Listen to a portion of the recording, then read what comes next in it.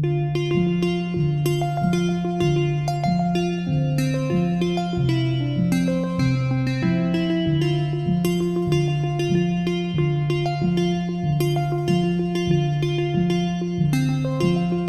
right, welcome back, everyone. We're going to begin our first panel of the afternoon. And for that, I'm going to yield the floor to my good colleague, Ruhan Nagra, who is moderating this panel and who will introduce each of the speakers. The panel is on the unequal burdens of air pollution. Professor Nagra.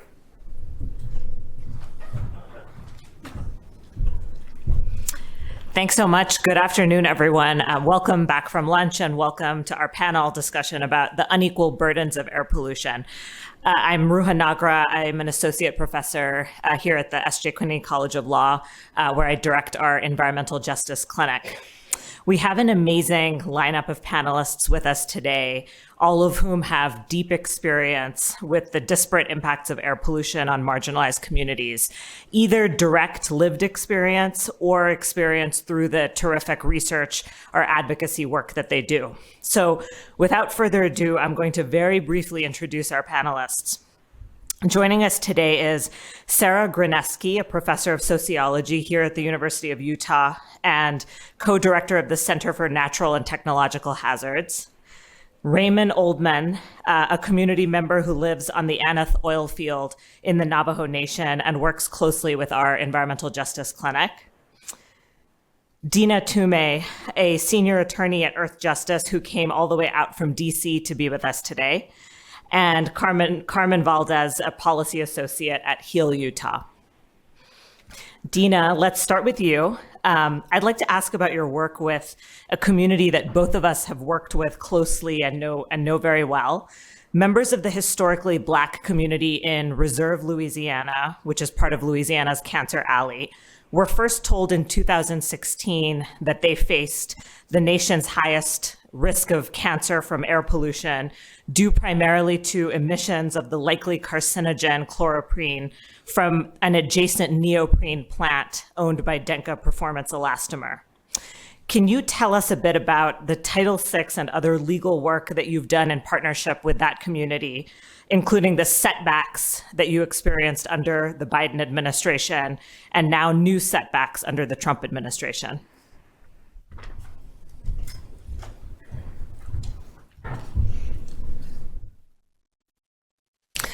Hi, everyone. Thank you so much for having me. I'm excited to be here with you all and to tell you a bit about my work.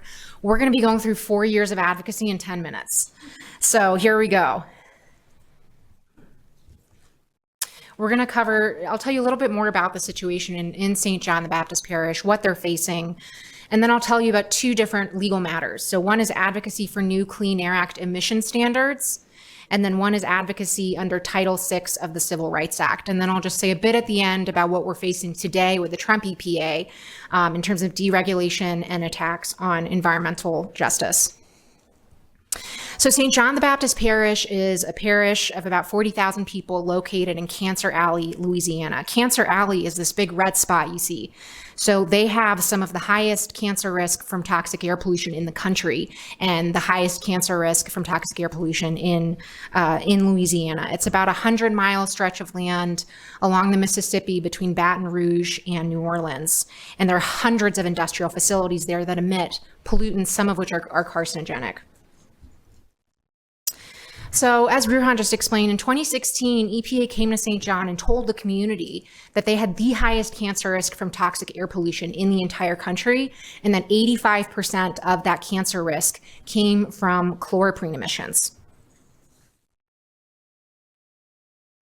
To tell you a bit more about chloroprene, EPA concluded that it is likely carcinogenic to humans. So long-term exposure can cause cancer and damage to multiple systems in the body. And then short-term exposure can cause things like respiratory issues, heart palpitations, dizziness. Now, there's only one chloroprene emitter in all of St. John, and it's Denka Performance Elastomer. it produces neoprene, which is used in things like wetsuits, laptop cases, other kinds of athletic equipment. And it's been in St. John since 1969. It's actually the only neoprene production facility in the entire country. So starting decades ago, St. John residents noticed that their cows and their plants were dying, and eventually some of their family members and community members started getting sick and dying. So I wanted to show you this image. There are only a couple of images in this PowerPoint. I kept it pretty short. But so above the trees is Denka. Below the trees, you'll see a building in the shape of an X. That's an elementary school where hundreds of kids go to school. It's 1,500, 2,000 feet from the plant. The closest homes to the plant are just about 700 feet away from it.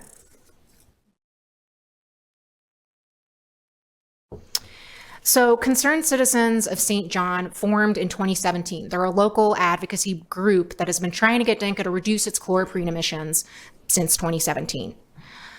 So they approached us later, and we decided to sort of come up with a strategy to see what we could do under different laws. And one of our successes was that Concerned Citizens successfully advocated under the Clean Air Act for the EPA to issue revised emission standards for Denka and other chemical facilities. So for the Clean Air Act folks in the room, this is a NESHAP, so National Emission Standards for Hazardous Air Pollutants regulating the synthetic organic chemical manufacturing industry. I know this is long. And groups 1 and 2, polymers and resins. So this new rule includes, well, let me tell you about the deadlines first. So Concerned Citizens sued EPA in 2021 for new emission standards and reached a consent decree with EPA requiring it to issue these new standards by certain deadlines. And the reason why that's important is because there are certain statutory deadlines in the Clean Air Act that require EPA to update regulations periodically. Why? Because oftentimes the science changes. So before this new rule came out in March 2024, the rule on the books had assumed that the cancer risk from chloroprene was 0, okay, because EPA hadn't yet studied the pollutant. But now we know that it is likely carcinogenic to humans, and that's why it was so important to get a rule on the books and to do it by a certain deadline. So the new rule includes very important requirements, including things like fence line monitoring and corrective action levels for 6 hazardous air pollutants, including chloroprene, ethylene oxide, and a few others. And the rule is supposed to eliminate over 6,000 tons of air toxics emissions and reduce chloroprene emissions by 74% and ethylene oxide emissions by 63%. So that rule became final in March 2024. The rule is now in court. So both industry and Concerned Citizens of St. John challenged the rule in court. Industry is arguing EPA went too far. The community is arguing the Clean Air Act actually required EPA to do even more with this rule. That case is currently ongoing. But to give you the latest update on what's happening there, you might have heard last week that EPA Administrator Zeldin announced the largest, what he calls the largest deregulatory action in history. So he plans to withdraw or reconsider many of these new air toxics rules. Actually goes far beyond just air toxics, but I focus on air toxics. And one of those rules he's going to reconsider is this new rule we just won. And so by reconsider, what I mean by that, if you're not an attorney, that means it goes back to EPA and they can decide to weaken it. The second major legal effort was under Title VI of the Civil Rights Act. So Title VI prohibits recipients of federal funds from discriminating on the basis of race, color, or national origin. And it prohibits what we call both intentional discrimination and disparate impact discrimination. Disparate impact discrimination means you don't have the intent to discriminate, but your programs can disproportionately harm communities based on race, color, or national origin.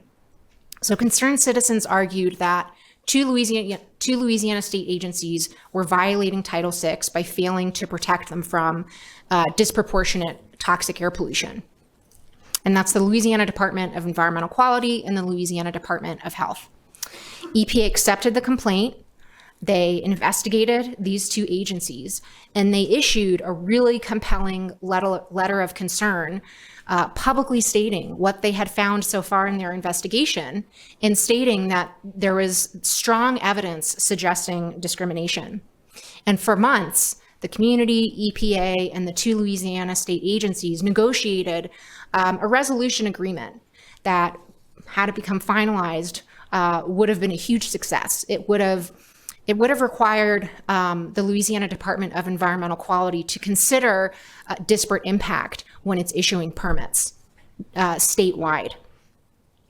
Unfortunately, just a few months before the agreement was supposed to become final, Louisiana Attorney General Landry, who's now governor, sued EPA and DOJ, claiming that they did not have the authority under Title VI to prohibit disparate impact. In other words, EPA didn't have the authority to require these agencies to do what it said it was going to, what it was going to require them to do.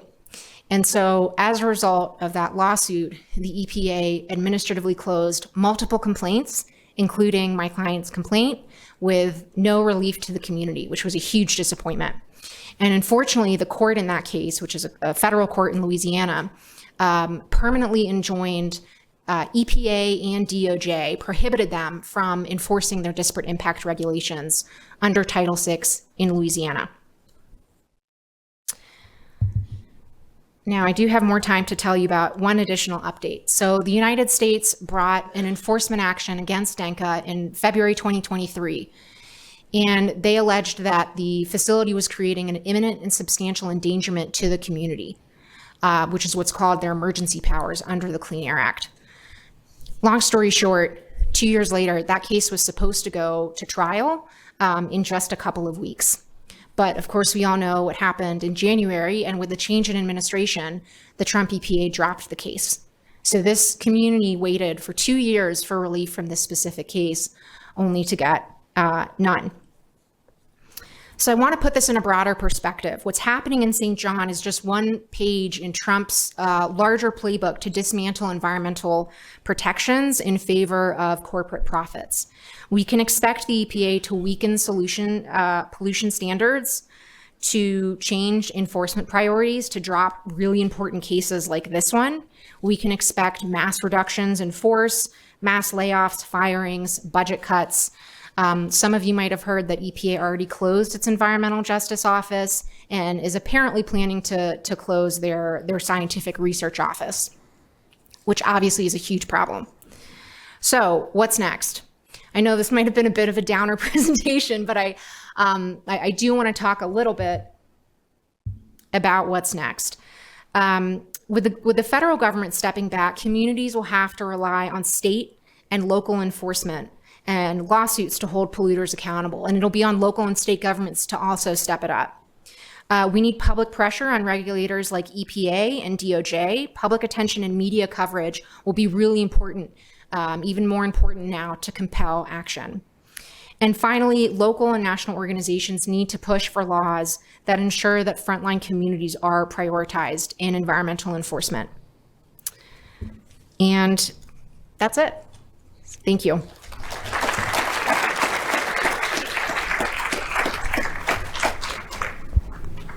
Thanks so much, Deena. Sara, let's turn to you. You recently published a groundbreaking new study, the first to find that the drying of the Great Salt Lake is an environmental justice issue, since Hispanic and Pacific Islander communities are disproportionately affected by toxic dust storms from the lake bed. We'd love to hear a little bit more about your work. Thanks. Great. Yeah, thanks for the opportunity to speak to everyone today. It's interesting because I spoke at this event last year when it was about the Great Salt Lake, and when Ruhan invited me to participate in a panel about environmental justice, I thought, I don't have anything to say. I don't know what the environmental justice implications of the drying Salt Lake are. And so that invitation inspired my team and I to actually dig into this question. So it's quite fitting to bring this work back to you after that. So before I dive in, I just want to recognize my collaborators. It's funny, many of these folks are actually on the agenda for this two-day symposium. I work with good folks. So just want to recognize the professors, graduate students, and undergrads who collaborated on any aspect of what I'm going to talk about today. So I know that the Great Salt Lake is the focus of the next panel, but it's going to come up in this one too, since I'm going to talk to you about this issue of social disparities in dust. So I'm not going to spend too much time on the background here, but the Great Salt Lake is a terminal lake. Terminal lake is the same thing as an inland sea or a saline lake. And these lakes are fed by rivers, but have no outlet. And that's how they end up to be so salty. They're actually quite prominent around the world. They represent 44% of the volume of all lakes globally. There's major lakes all around the hemisphere and, all around the globe. The Great Salt Lake is the largest in the Western Hemisphere. And many of these lakes are facing similar challenges to the challenges faced here by our Great Salt Lake. So I think most of you are probably familiar with this, but our Great Salt Lake is shrinking, right? In November 2022, it hit the lowest level in recorded history. We had a few good snow years after that, but most recently in November of 2024, it had actually dropped back to the 2021 levels, which were amongst the lowest. So this issue is still ongoing and one that we'll be dealing with for some time. So the reason why the lake is drying, mostly due to human activities with some impact of climate change. People are concerned about the drying Salt Lake for a variety of reasons, including concerns about toxic dust, migratory birds, the beautiful snow we have here in the Wasatch Front, and as well as dust plumes. And the dust is my focus here today. So we actually did a survey just last winter and early spring, a random sample of people in Salt Lake County with an oversample in the northwest quadrant, which is the area on the west side near the airport. And in our survey, we found actually that 56% of people had gone to the lake at least once in the last 12 months. A higher percentage had been over a longer period of time. 44% of people had read at least 6 news stories about the lake. So people are visiting the lake, people are reading about the lake, and people are actually pretty concerned about the lake. You see my little graph there. 68% of people in our survey are concerned, either very or just concerned, about the Great Salt Lake drying up. We also asked people, thinking ahead 20 years from now, what do you think is going to be more or less of a problem than it is now here in Salt Lake County? What about traffic? What about smoke from wildfires? What about industry and mining? What about the inland port? And dust from the Great Salt Lake actually had the highest score on that question. So as we concerned citizens of Salt Lake County think about the future, we're actually the most concerned of the items we asked about the drying Great Salt Lake. So this is an issue that people care about here and people are worried about. So what I'm going to talk to you today for my probably next 7 minutes is what are the social disparities in dust exposure? So where does the dust go? Where do we think it goes, right? And who is impacted? This is a paper that we published last year about this topic. So to begin a study looking at what are the social inequalities in exposure to dust, we have to start with, well, where do we think the dust is going to go, right? And this is something as a sociologist that I don't really know how to do. So in collaboration with colleagues in atmospheric science, they worked with these dust models, right? And we developed some different dust scenarios, right? So what if we let the lake entirely dry up? If we did that, where would the dust go during dust storms? What if we just had continued low levels of inflow and we took no conservation measures, right? That's scenario B, very low lake. Where would the dust go in dust storm events? We have current lake, which is 20 to 22 levels, which are also, right, 2025, 2024 levels. So what is it like right now? Where does the dust go? And then what if we were able to get more water into the lake? The levels rose back to a 1950 to 2010 average. If we did that and there was a dust storm, where would the dust go? Right, so these are the 4 different scenarios of dust. Then we looked at all the people living in Weber County, Davis County, and Salt Lake County.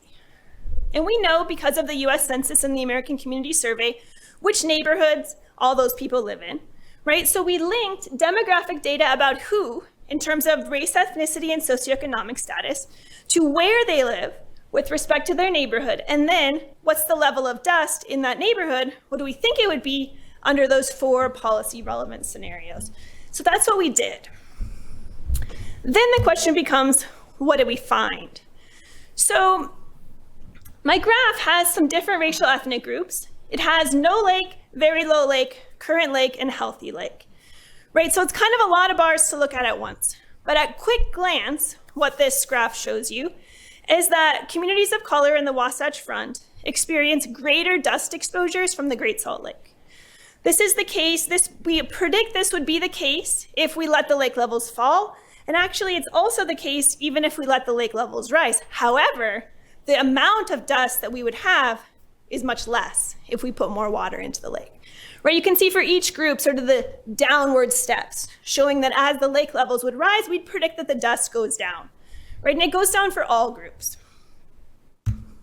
The biggest difference we see is for white and Pacific Islander communities here in Salt Lake County. The differences between the bars of the same color, right, are the greatest.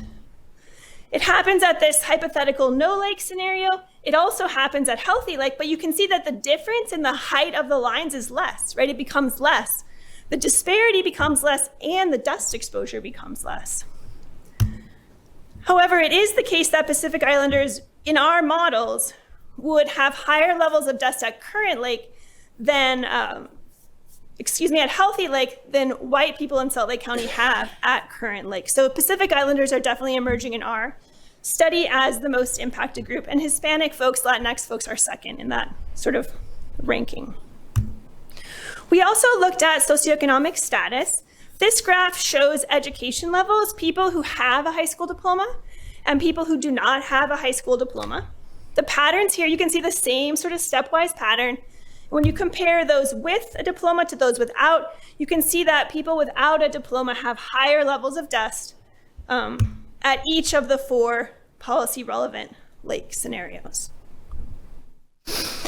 We also looked at income, right, as an important socioeconomic status variable. We actually found that the differences based on income were minimal. They were smaller than the differences based on education, as well as those based on race and ethnicity. So you can see it's still a little bit lower for higher income folks versus lower income folks, but the differences are really small. And you might think this is because I chose to use $50,000 as my breakpoint for income. I actually tried this a whole bunch of different ways. I used $75,000 as a breakpoint. I used 3 income categories. I used 4 income categories. And really, no matter how I slice the income finding, we just don't see a main effect, a strong substantive effect based on income, suggesting that there's a mix of incomes living in the downwind areas of the dust.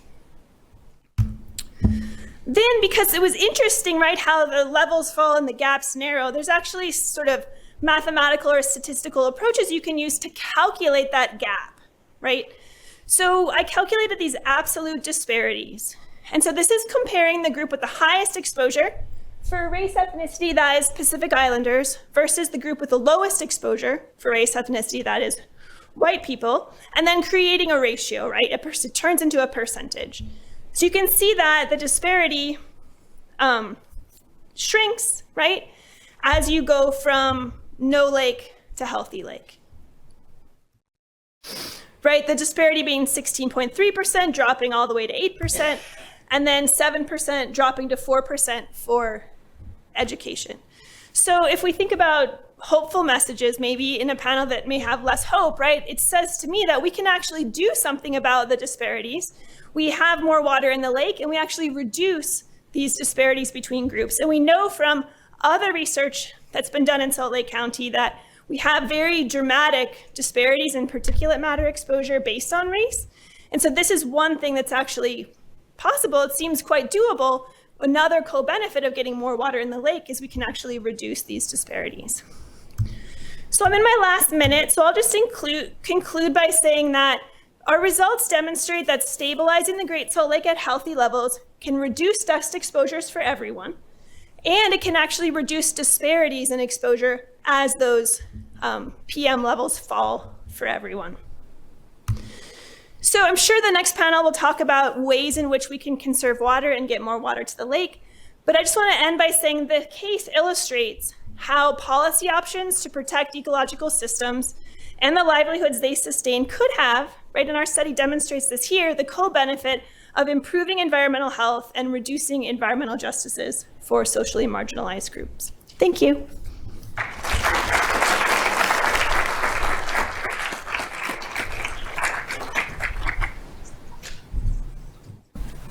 Thanks so much, Sara. And just want to remind the audience that you should feel free to ask questions via the link that you've been given, and we'll get to your questions soon.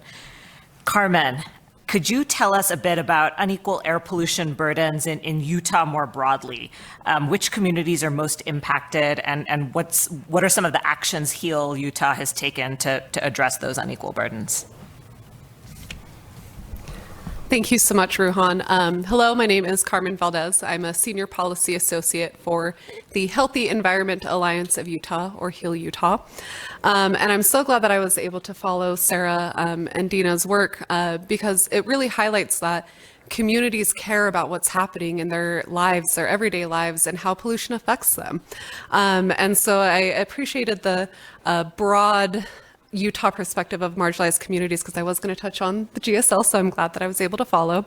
But there are marginalized communities all throughout the state. We tend to focus on Salt Lake County because this is where we live. However, when it comes to air pollution, this happens in our rural communities, it happens in our urban adjacent communities, and it does happen in our urban communities as well. When it comes to our urban communities especially, we see a lack of green spaces, and as you look out the beautiful windows that we have, you see the I-15 divide where the west side starts to have less green but more concrete, which means there is more pollution happening over on that side. There's less green coverage. We see the highways. There's more industrial pollutions. And so seeing the statistics that people are caring more about the Great Salt Lake at this time, it's probably because a lot of our communities have already been bearing the burdens of those air pollutions for a long time over on the west side. As we look into our rural communities, we see mining operations, we see fugitive dust emissions, including the Great Salt Lake, and just the drying of our environment as a whole, and less access to different pollution control measures. And as Deena mentioned, part of what we need to do for our future is increase those regulations and enforcements of all of that as we move forward. We also tend to see a lot of shifts or a lot of disparities just within our own communities. As someone who was born and raised on the west side of Salt Lake County, air pollution was not a consideration for my family. I was told I had allergies all my life, and it took until I had the opportunity to be the first in my family to gain a higher education to realize, oh, that was from pollution. And now we're able to share that information more and more with the communities we work with. So HEAL has continued to be a grassroots-led organization where from the communities we see that there are impacts affecting our public health and affecting how we live in our daily lives. We started as the Families Against Incinerator Risk out in Tooele 25 years ago when the Army Depot was incinerating chemical weapons and releasing all of that into our atmosphere. And here we are 25 years later, still having to fight all of these unequal burdens. With industry thinking that communities don't care about what's happening to them and how we affect that. So we continue to see this, and we continue to see income population issues, race population issues, and seeing how family, community, nucleus, or nuclear families, and how they live, and the ability to move from east to west side or even outside of these spaces that tend to have higher pollution rates. And that is we've talked a lot today. I've heard a lot of people say this is a downer presentation, and I feel like that's a lot of my work. However, what I enjoy most about HEAL Utah is that we are a grassroots-led organization. So not only are we up at the Capitol talking with your legislators, trying to pass or stop bad legislation, we're also trying to get all of you out there. This is something that we have really enjoyed when it comes to our work. We really focus on community engagement and education. So events like these and the fact that it's recorded, we can then share this information out to all of our supporters so that this is accessible to everyone throughout the state to learn about different pollutions and how they impact your health. And then we hear from communities and they ask for our direct help. So during the legislative session, there was a lot of mining bills and a lot of concerns about the pollutions from mining activities and gravel pits. And we heard from a community out in Washington County in southwestern Utah that was asking about air pollution concerns if a mine were to be developed and expanded. So we continued supporting them. We helped get them involved, contacting their legislators. We helped get them to write some op-eds and to work with us and keep us updated on those issues. And we also recognize that all of this is long-term work, as Deena really emphasized, right? Like, you can spend 2 years waiting for a law case to come through in a court hearing and it could be stopped. But that work doesn't stop either, Deena. I'm sure you haven't stopped working on it. So this is going to be long-term work for all of us, and that can feel really draining at this time. But from my work in the community, that is where I get the most excitement. Our legislators is a little more tough, a little more drained at that point.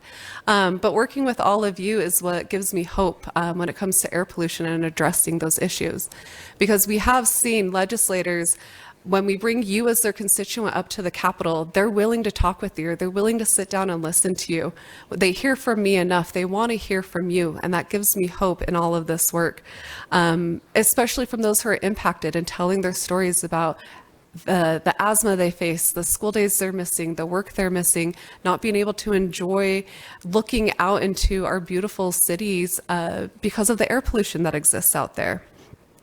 And we not only do all of this education work, but we partner with a lot of researchers and program developers so that we could give all this information more accessible to everyone in Utah. We have recently worked on a dashboard for a mobile air monitoring website that has mobile air monitors on some UTA buses and Trax Front Runner. So you can see real live updates as your day is going, to be able to see what the air is at a micro level instead of just the overall percentage of what you may be seeing. And this is really important to know what's happening in your community, because we've heard from community members who say, well, it says it's green right now in Salt Lake City, but I live on State Street and it's 5 p.m. in rush hour. I'm going to be experiencing a very disproportionate impact of air pollution than all of Salt Lake City. So getting down to the nitty-gritty and finding more research and more tools to see where this disproportionate impact is happening is key to addressing that. We then use that data to take to the legislators to bring up more policy ideas in addressing these pollution issues, whether that's public transportation, whether that's increasing green spaces and ensuring air filters are prioritized in our homes. This is part of our community engagement work in helping us develop our policy, which leads to my next work, the actions HEAL has taken. We do a lot of policy work. We just ended the Utah legislative session. I'm not going to ask how many of you followed it, but we did, and we watched all the way up until 11:59 p.m. on the last day, and they were still passing legislation. Good and bad. We are hoping to see more good work, and we're hoping to see stronger regulations and enforcements on sources of pollutions, refineries, mines, power plants, and on and off-road engines. There was a bill this last session that didn't end up making it through that would study the emissions that is coming from off-road engines, because we do not have numbers on those engines and how many exist and the pollution that's coming from that. So these are all different things that come from our work in the community and hearing from all of you. And we're trying to fix these systems. We want to ensure that what we're doing is equitable for everyone. But we recognize that when you focus on the marginalized communities who are the most impacted, when you center your policy and your decisions around those communities, you're helping everyone as a whole. So we focus a lot of our work on environmental justice because this is not just for one or the other, this is for everyone. Air pollution impacts everyone in different ways. But when you're continuously exposed, your story and your impact has a different voice when it comes to developing policy work. So we continue to work for stronger regulations and enforcements. We do that at the state level. We are doing that at the national level. We are participating in legal actions when it comes to enforcements of coal-powered plants, creating haze throughout our state into our national parks. So we're seeing these pollutions go into our the parts of our state that should be the cleanest. And there are communities that live right next to those power plants. So we're continuing to do this work, not only at the national level with our Utah legislators, but we're trying to get down to the municipal level as well. Talking about the Great Salt Lake, we saw a very underwhelming session for the Great Salt Lake this legislative session. So now we're going to go to the municipalities, we're going to go to your HOAs, we're going to go to your local communities and ask you to step up. But we do recognize that individual actions can only go so far, but when we come together and we're collective and you're talking to your decision makers, we're starting to see slow and steady work and shifting their minds and trying to recognize that we can do better in all of the research that we've done. So to some, we recognize the unequal burdens that a lot of our communities face, and moving forward into our future, developing policies and regulations that can benefit those communities most are going to benefit all of us in the long run and for our future. So continue to find us, work with us, talk to your legislators, email them, text them, call them, send them letters, write op-eds, because this is how they continue to hear from you, so that they know that there are people who are concerned about air pollution right next door to them. So thank you for your time.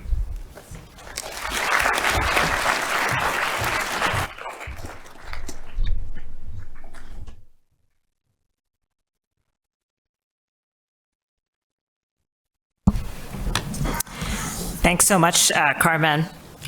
So, Mr. Oldman, could you tell us a little bit about what it's like to live on the Aneth oil field, how long you've lived there, a little bit about the history and sort of what you've seen over the years? I'd like to say thank you for inviting me here. My elders always say that always identify yourself with your clan when you're talking to a bunch of people, lots of people. So my clan is Mott people, especially. My father's side is on their own people. So today I'm here to speak from my heart, to speak from my mind, all of you. I've been living in Aneth oil field for about 46 years. I've been married to my wife 46 years, and my wife been living there since she was born there. Back in 1957, they found oil in there, in the Aneth area, on the Utah side. So there was about 5 or 6 different oil companies. They came through. The first one was the Humboldt Oil Company, Shell Oil Company, Superior Oil Company, and then Mobil Oil Company, ExxonMobil, Resolute Oil. Then now it's El Petroleum. So all these oil companies, they just go through there and they just leave their stuff there. Everything just exposed there. The pipe are just sticking out and all that stuff, you know. All they do is they just cut the pipe, they just leave it there. It's just a mess. That's the way I look at it. The reason I know is I drive around. I had sheep, I chase my sheep around in that area. And I know how it is, no matter what they say, you know. So it's been frustrating for us, people that live there. We just get run over. Even our Navajo Nation government, we tell them, they don't do nothing. All they're looking at is money. They're supposed to come back over there and look at their land, the reservation, but they don't. Well, over 70 years, they haven't come back to look at the land yet, the people that live there. None. Until 2 years ago, I start all this, asking questions, you know. I came a long ways. 2 years I've been fighting this. Finally, I got some people to go in there, but they just talk, and then they just go and don't see them again.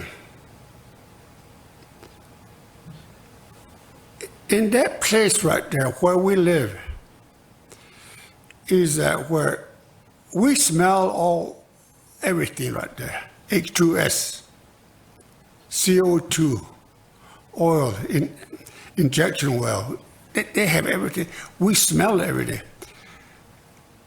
On a calm night, when all the workers, when they go back home, while they're enjoying their life in town or somewhere, we live there. When you open your window, you smell that oil. You smell that H2S. Sometimes it will give you a headache. That's the environment that we live in, like that. It's, you know, with our health, my father-in-law, my mother-in-law, and all their relatives, close relatives, they all pass on. They all die of one cause. They all die of congestive heart failure. Well, that tell you something? All of them. My wife right there, she had triple bypass already. I got 9 stents in my heart already. My kids, my grandkids, they all got asthma. They all cough a lot. And nobody listened to us. That we live right in the middle of all this mess. It's terrible.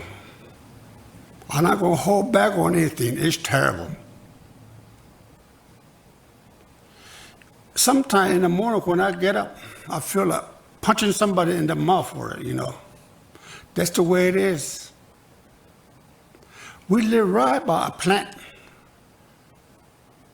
We live right by a plant. And it's only probably about a quarter mile away or less. And that plant is loud and it don't have no soundproof on it. That's how we live over there. Our own government, they don't help us. All they're looking at is money. That's all they do. This is on the Utah side. Back in the 50s, when before they hit that oil, the Navajo Nation used to call the people that lives in Utah. He said, "You guys are not Navajos. You guys are Paiutes. Stay over there." But as soon as they hit that oil, he said, "Come in. You're all our kids, my grandkids. Come in. We love you."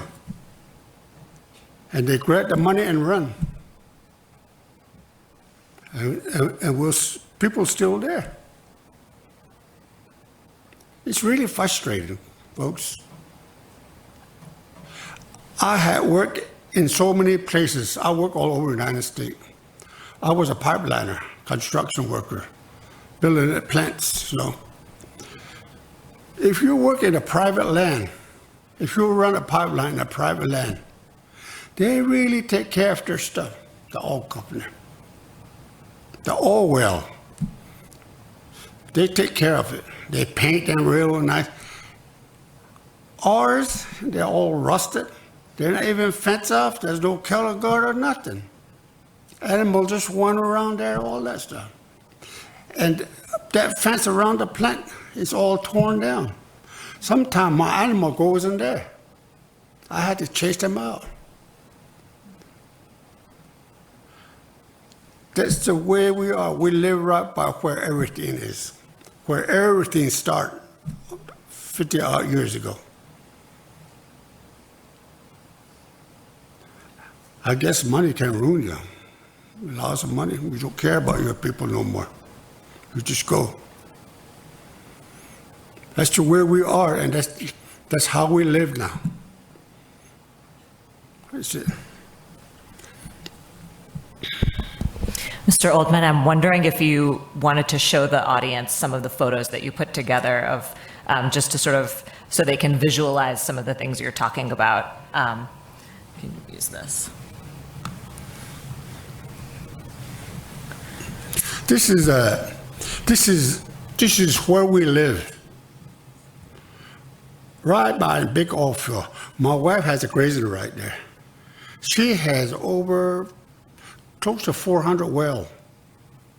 And all that money goes to the tribe, to the Navajo Nation. This is how people live, right by the plant, right where the main oil field is. People have old house, and they try to ask for help to the Navajo Nation. They don't help us. They just grab our money. They just take our money. This is how people live, right close to that plant where all the money is.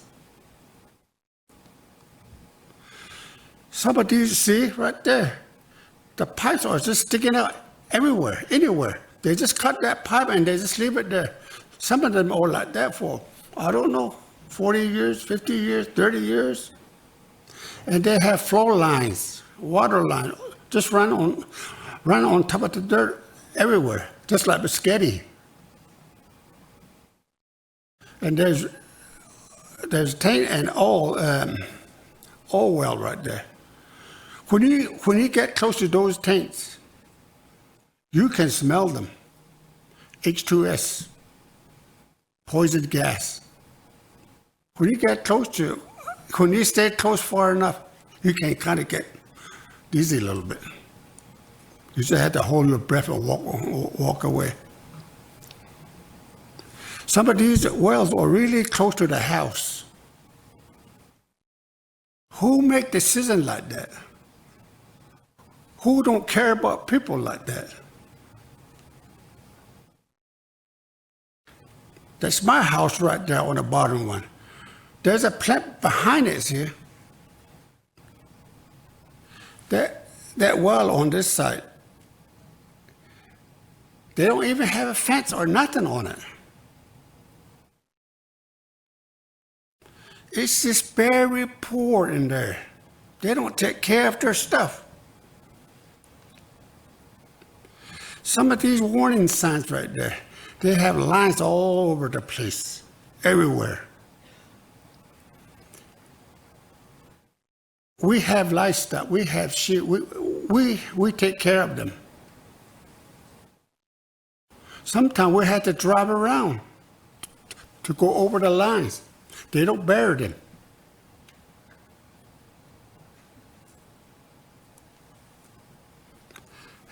This one right here is right behind my house.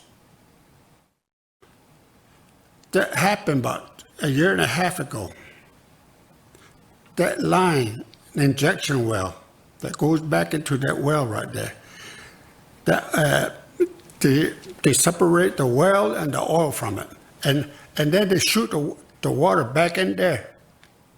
They shoot that back in there about 200 to 4,000 pounds of pressure. They shoot it back in the ground. That line broke. I was herding sheep, and I heard something. So what is that? It says, ooh. I woke up to that location. That ground was moving, was shaking like this. It was boiling. I guess that line broke in there, and there was all kind of like water and stuff like that. It was bubbling, and that water was just running up. And I walk around. I was going to walk around, but I smelled H2S. I ran into H2S. I had to stop and breathe myself out. All what I inhaled, I had to breathe it out and just stop. Without breathing, I just walk off. I finally got to the fresh air. That's right behind our house too. It's poison gases there all the time. They have CO2 that runs in there too.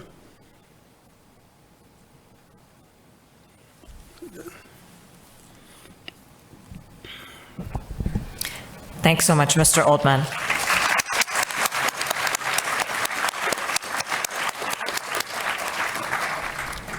I'd like to ask you one more follow-up question before we open it up to audience Q&A. So, Mr. Oldman, can you talk a bit about what you would like to see change on the Aneth oil field? What needs to change? What do you want to see happen?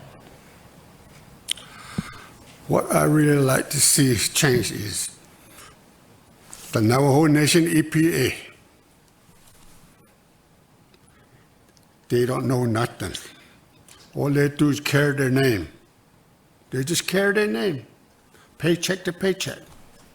When you tell them, when something happened, a big oil spill or something, that Navajo Nation EPA gets there, the oil company will know more than them. They will just agree to it.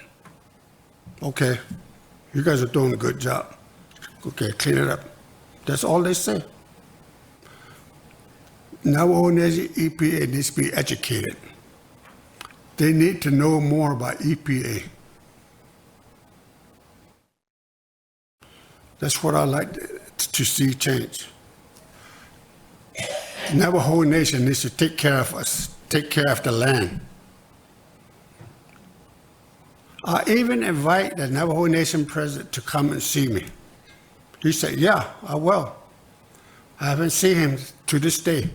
I said, I will show you around what I'm talking about. The only way you'll know is firsthand is if you see it firsthand. She knows. She's been there.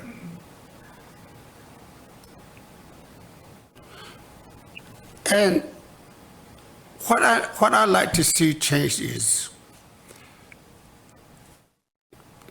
us people that live there. We need some nice house.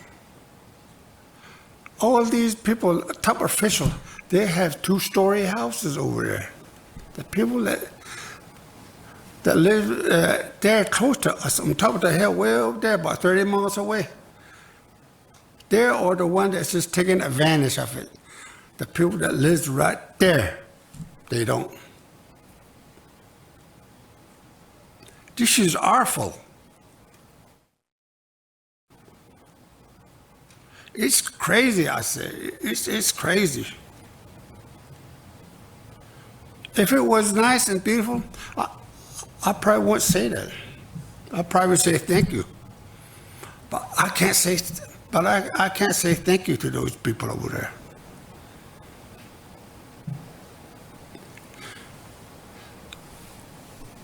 I hope you guys listen to me, know what I'm talking about. I just don't want to waste my breath. I've been to so many people like this. Never. Nothing happened. Even on those roads there, they're all dirt roads. It's really dusty in the morning.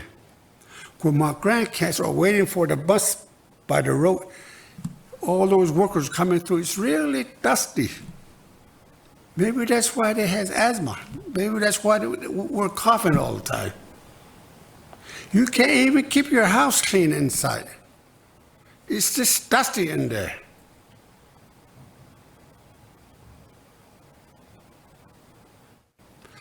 That's where we live. That's just how we live every day, 24/7. All the workers, all the supervisors, CEO, while they're enjoying their beer in town, we're suffering over here.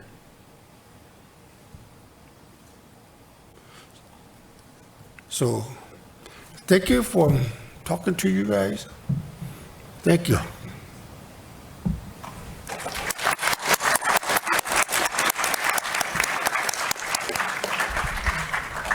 Thanks so much, Mr. Oldman.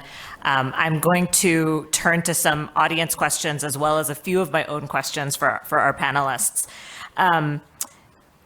Maybe we could start with Sara. We have a great audience question here, and Sara, maybe you could start, but others, please feel free to chime in.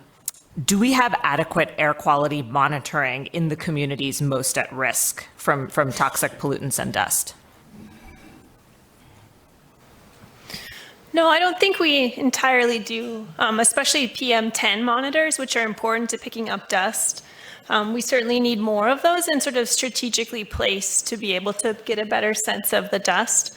The emergence of low-cost air quality sensors are helping us have a better sense of the PM 2.5. If you go on the Salt Lake County webpage, the air viewer or the purple air map, you can see the localized where people have sensors at their homes or at a school or at a business, and you can see a more refined map. They aren't the sensors that the EPA or the Department of Environmental Quality uses, but it does give you a sense.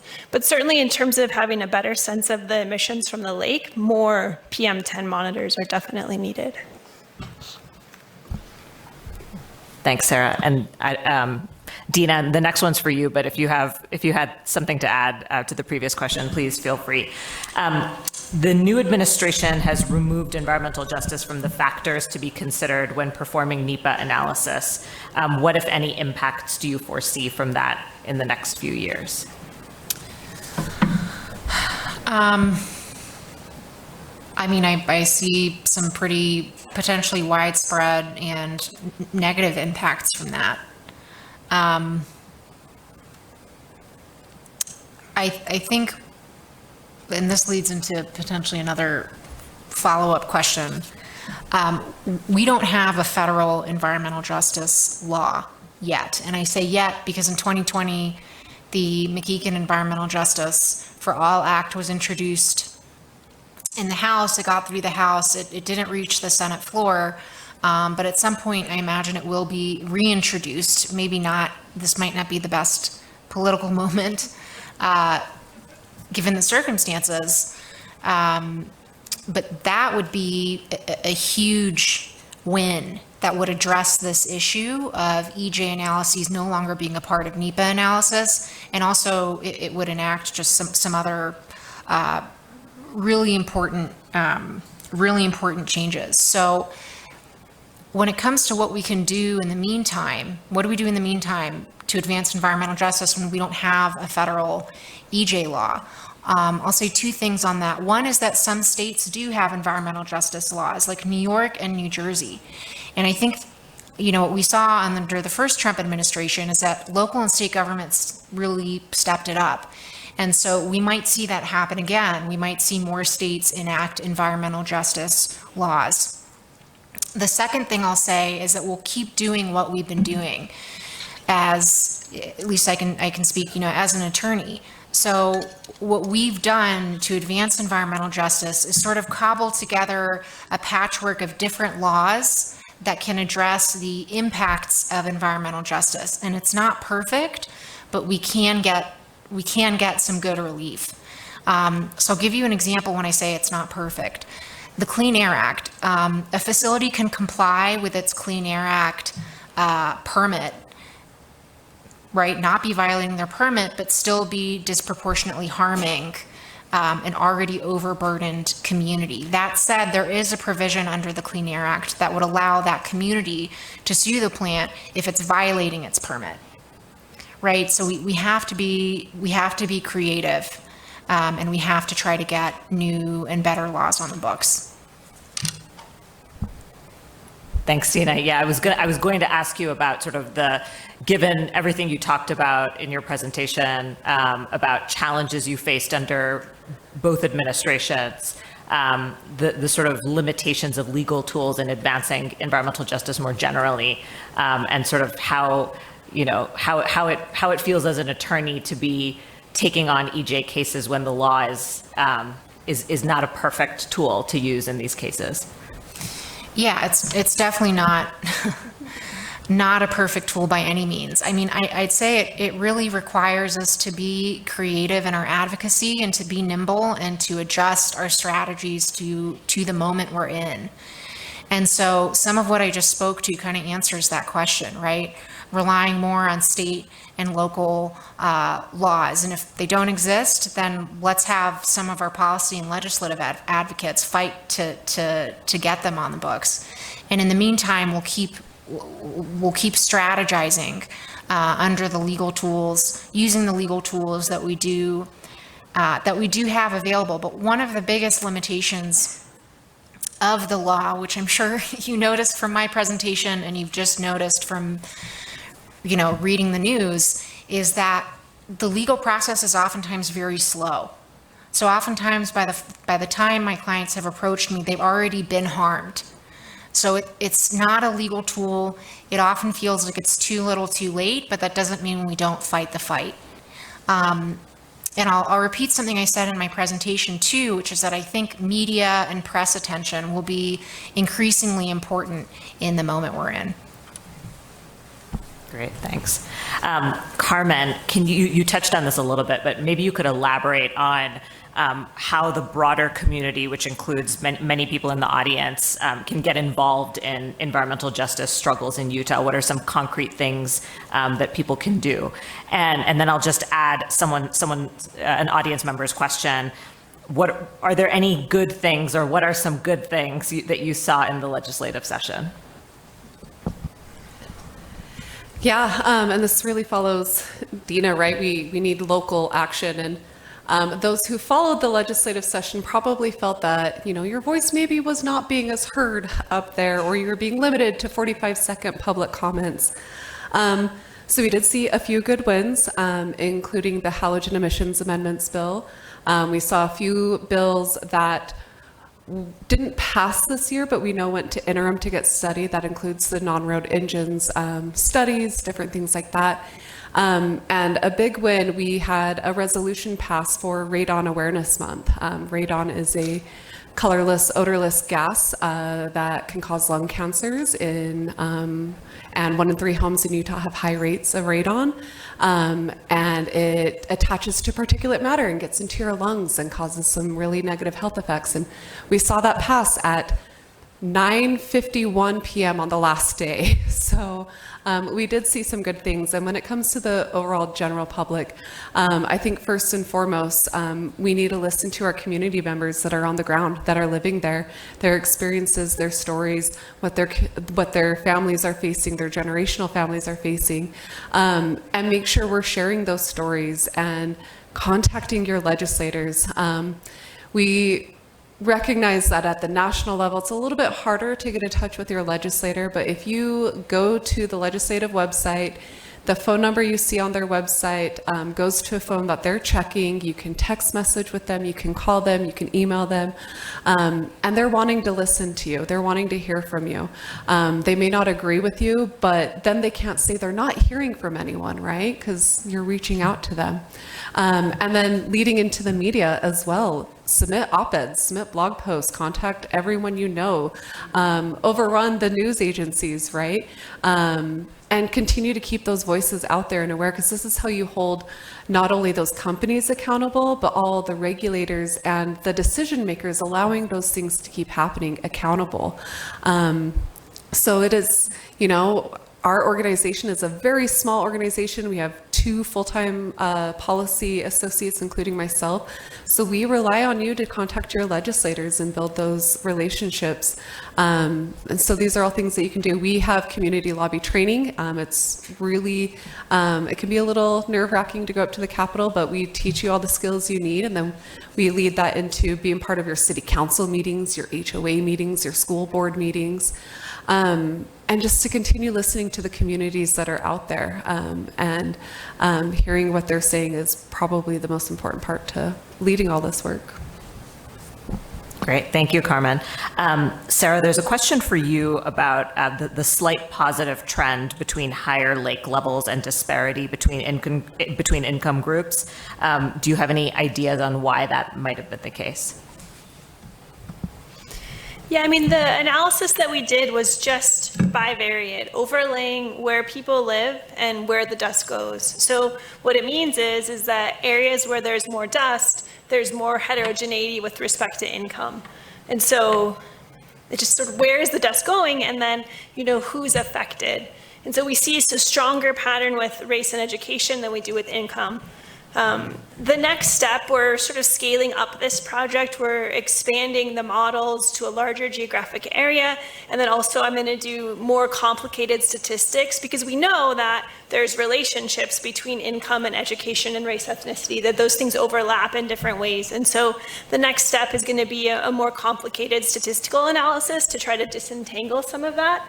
But certainly the fact that we didn't find a strong income finding matches some of the other work we've done on particulate matter, where the racial ethnic variables are specifically for communities of color are a much stronger predictor of exposure to particulate matter in Salt Lake County than is household income. So it's not like that's the first time we've seen that in this place. But I think some more statistics will help us kind of get a sense for what's happening specifically with that finding. Thanks, Sara. Deena, there's a question about are you worried that existing national ambient air quality standards for criteria air pollutants could be weakened or eliminated under this administration? Is that something to fear? Yes, that's the short answer. What I can say is that there are legal ways that comply with the Administrative Procedure Act to withdraw rules or to reconsider them, and then there are illegal ways to do that. And so if this administration reconsiders rules in a way that is procedurally unlawful, communities can potentially sue over that. So that's, that would be a potential option depending on the exact facts of the scenario of what happens. There's also another question, Deena, that you might be best placed to answer. And you may not have worked directly on it, but I think have heard things from community members in St. John. Does the distribution of air pollution inhibit a family's ability to accumulate wealth by reducing property values where pollution is worse? It definitely does. And, I've seen some people ask my clients, why don't you just leave? And I think what a lot of people don't understand is two things. A lot of them can't afford to leave because their property values have plummeted. And even if they could sell their house, they don't, I've heard some people say they don't feel comfortable selling their house to anyone because they feel like they're selling them a death trap. So that's sort of my first point. My second point is, I think for a lot of these community members who have been there for generations, they want to stay where they're from. This is a matter of displacing not just the St. John community, but thousands of communities across the U.S. But the short answer is yes, they have seen their property values plummet. Thanks so much. Mr. Oldman, I'm wondering if maybe you can talk a little bit. You touched on some of the health impacts from living on the Aneth oil field that your family and your neighbors have experienced. Can you also touch on sort of some of the psychological impacts that we've talked about? There'll be days when there's a plume of emissions right next to your house, and we've talked about sort of how that affects you on a sort of psychological and emotional level. Every day is like that. I don't know how to say it anymore. I don't know how to explain it anymore. It's horrible. The way we live, the way our mind works, seems like it don't matter no more. It seems that we don't exist.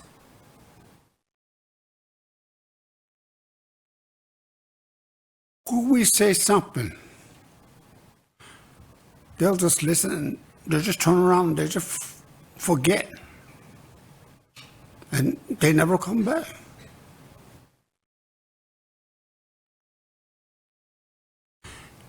It's right in the middle of the United States of America. It's like that.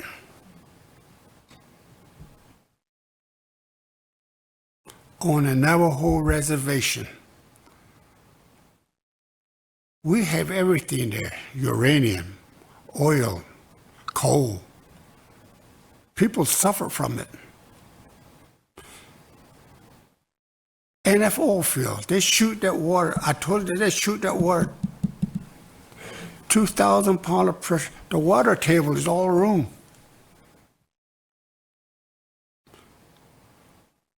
So how do you think it will affect our mind or health? We live in a dusty area, smelly area. It hurts. I always think about my grandkids. As a Native American, we always think about our grandkids. How are they going to live? We need to save the earth for our grandkids. That's how we are. Pretty soon, we probably won't have 4 seasons with all this pollution and everything. We will only have a 2 seasons pretty soon. Everything might be out of bounds. We don't know how to grow or plant no more. We don't know when to plant or corn no more. The wind is terrible. The thunder, the tornado, everything, hurricane, it's getting worse every year. If you have money, you probably won't see it. You probably won't notice it. If you're poor like me, you know what's changing. That's how we are. That's how it affects our mind. If you live really good, if you really live really nice, you're probably happy all the time. But we don't.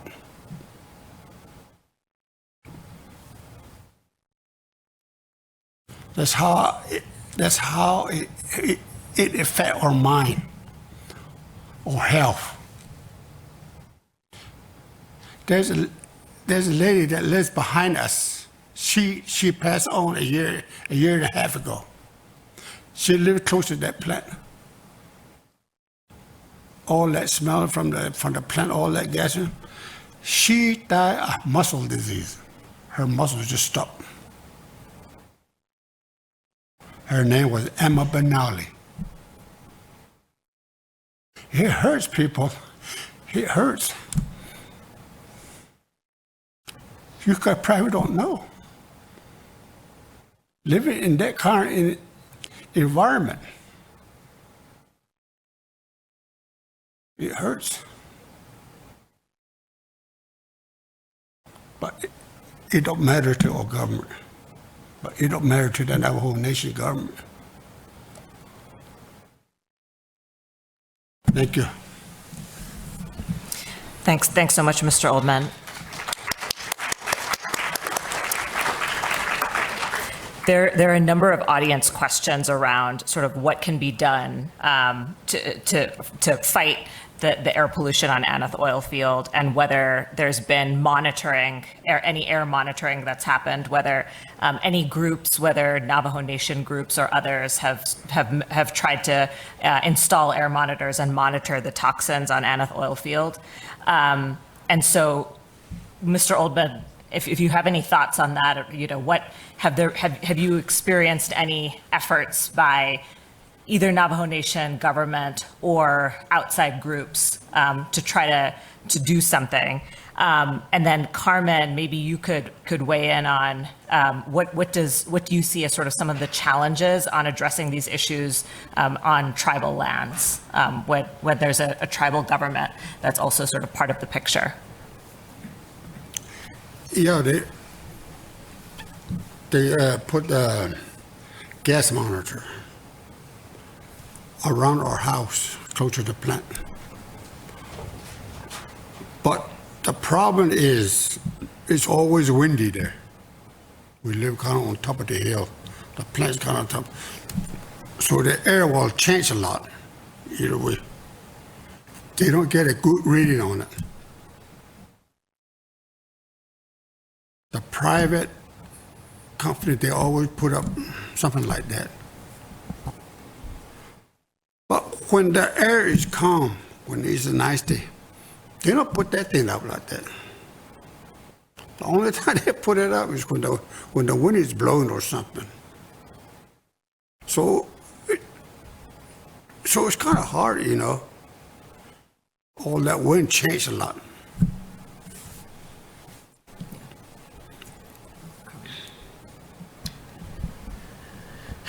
Yeah, when it comes to tribal governments and recognizing that HEAL really works, you know, at the state level,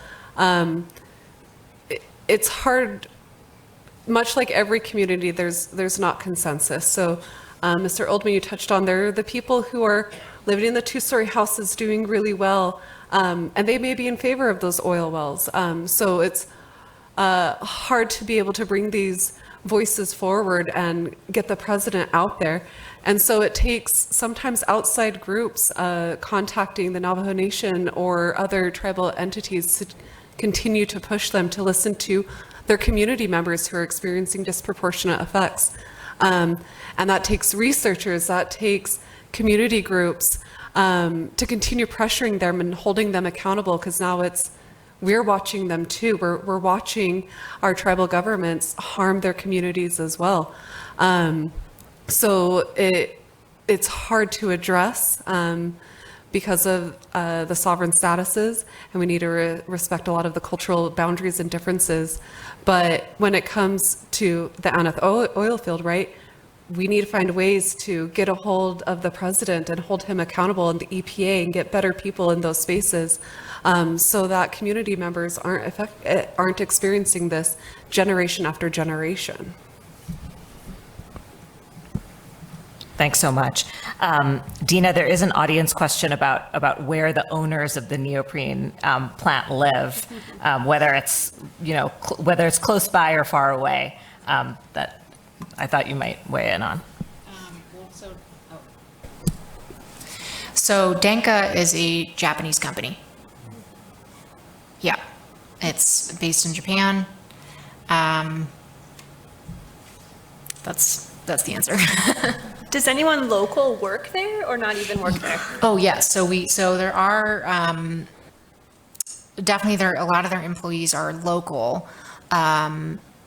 It's interesting. One sort of message that a lot of facilities like to say is that we're hiring the local community, we create jobs, we're sustaining the economy.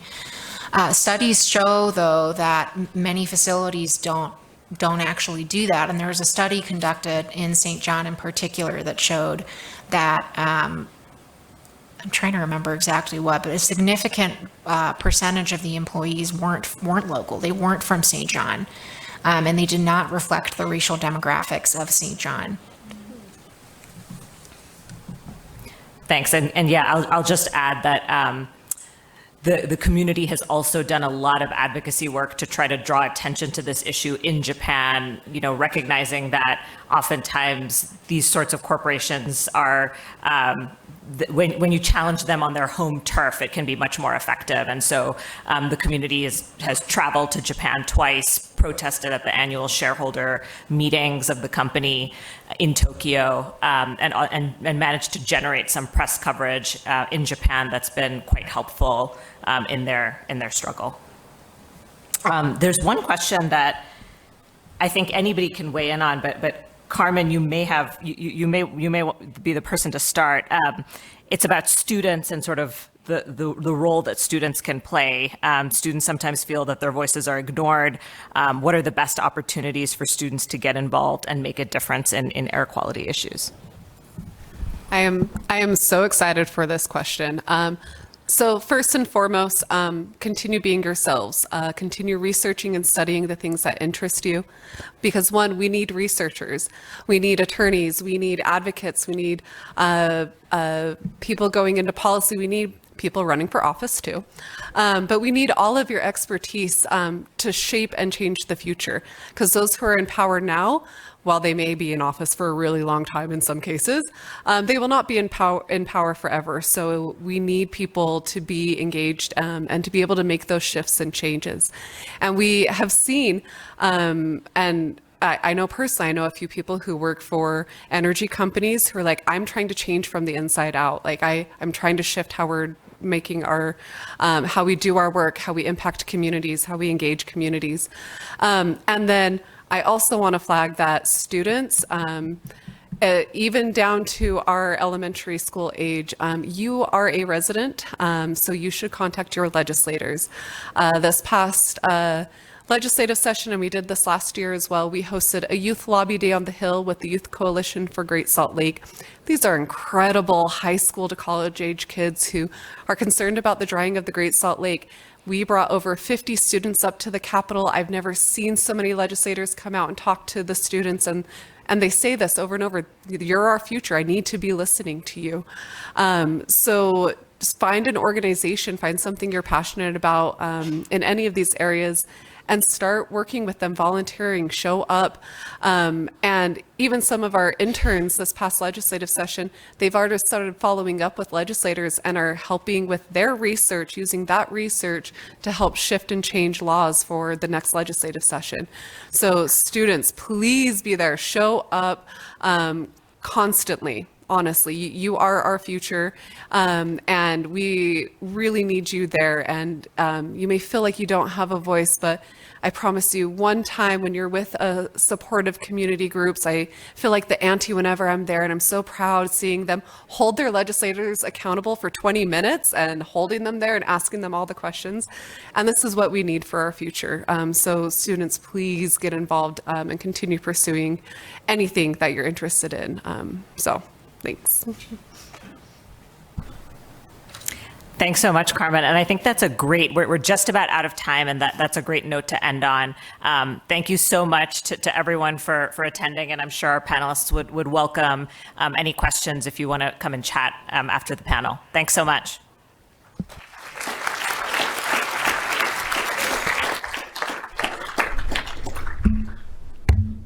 Thank you all for what was just a really informative and moving panel.